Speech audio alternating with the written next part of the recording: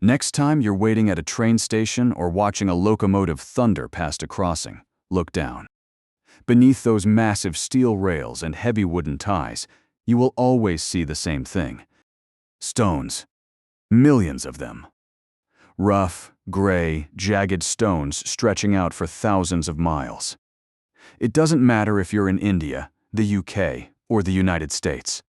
The stones are always there. But if you ever stop to ask why? Why do we rest our most advanced high-speed trains on a loose pile of rocks? Why don't we just bolt the tracks to a solid concrete road? The answer isn't just about saving money. It's a brilliant piece of engineering that protects the train from sinking into the earth. And it hides a surprising history that connects modern railways to ancient sailing ships.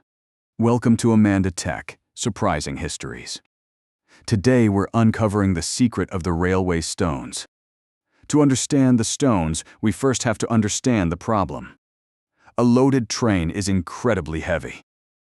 We're talking about millions of pounds of steel and cargo. If you placed that much weight directly onto the ground, the intense pressure would crush the soil. The tracks would sink, buckle, and eventually the train would derail. This is where the stones, technically known as track ballast, come in. Think of the track as a layer cake. You have the steel rails on top. They sit on those horizontal beams, which we call sleepers or ties. And the sleepers sit on the ballast. The job of the ballast is to act as a cushion. It takes the immense concentrated weight of the train and spreads it out over a wide area.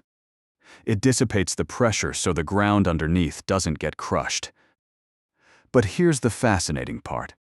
The tracks are not actually fixed to the ground. If you look closely, you'll see the tracks are floating on the stones. They aren't bolted into the earth deep below. They rely on friction and the sheer weight of the ballast to stay in place. This flexibility allows the track to slightly absorb the vibration of a roaring train rather than snapping under the tension. Now, you might be thinking, okay, stones support the weight, but why these specific stones? If you were to pick up a piece of track ballast, you'd notice something immediately. It hurts your hand. These stones are sharp, jagged, and angular. You will never see smooth, round pebbles on a railway track. And there's a very specific engineering reason for that. Imagine stepping into a pit of ball bearings or smooth marbles. You would slide everywhere, right? Smooth stones roll over each other. If a train went over smooth, round rocks, the stones would roll away under the vibration and the track would slide apart. Engineers use crushed stone, usually granite or quartzite, that has been smashed into sharp, angular shapes. When these jagged stones are packed together, they don't roll. They interlock. Their sharp edges bite into each other, creating a solid, immovable mass that still allows for a little bit of flexibility. They lock the track in place, preventing it from sliding side to side. Even when a high-speed train screams around a curve, the stones hold firm.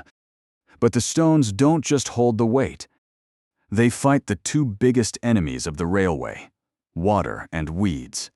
If we laid tracks on a solid concrete slab or just bare dirt, heavy rain would cause big problems. Dirt turns to mud, which washes away, leaving the track unsupported. Concrete creates puddles which can rust the steel rails. But a pile of stones is perfectly porous. It's like a giant French drain. When it rains, the water flows instantly through the gaps in the stones and away from the track, keeping the ground dry and solid. And then there are the weeds. You rarely see a jungle growing in the middle of a train track. That's because this thick layer of sharp rocks makes it incredibly difficult for plants to take root. If plants were allowed to grow, their roots would break up the soil and ruin that stable foundation we need. So the stones act as a weight bearer, a drainage system, and a weed killer all in one. Before we finish, here's one last surprising detail. Why do we call them ballast? That word actually comes from the sea. Centuries ago, when empty wooden ships sailed to pick up cargo, they were too light to sail safely. They would bob around in the waves. To weigh them down, sailors would fill the ship's hold with heavy stones. This weight was called ballast.